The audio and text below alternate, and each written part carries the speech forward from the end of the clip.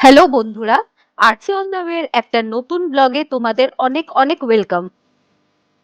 ল্যান্ডর ঘুরে দেখার পর আমাদের এই মাসৌরি ট্রিপের দ্বিতীয় গন্তব্য ছিল লাল টিব্বা ক্যাফে।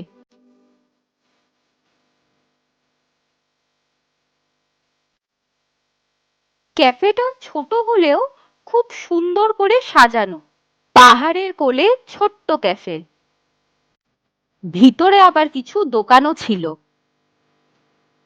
আমি আস্তে আস্তে দোতলায় উঠতে লাগলাম। উপরে উঠে দেখি এখানেও বেশ কিছু বসার ব্যবস্থা আছে।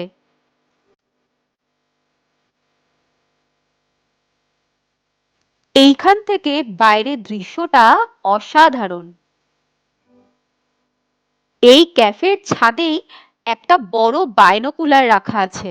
আকাশ পরিষ্কার থাকলে যেটা দিয়ে তোমরা কেদারনাথ বদ্রীনাথের পাহাড়গুলো স্পষ্ট দেখতে পাবে। ভিডিওটা কেমন লাগলো কমেন্টে অবশ্যই জানিও, আর চ্যানেলটাকে অবশ্যই সাবস্ক্রাইব করো।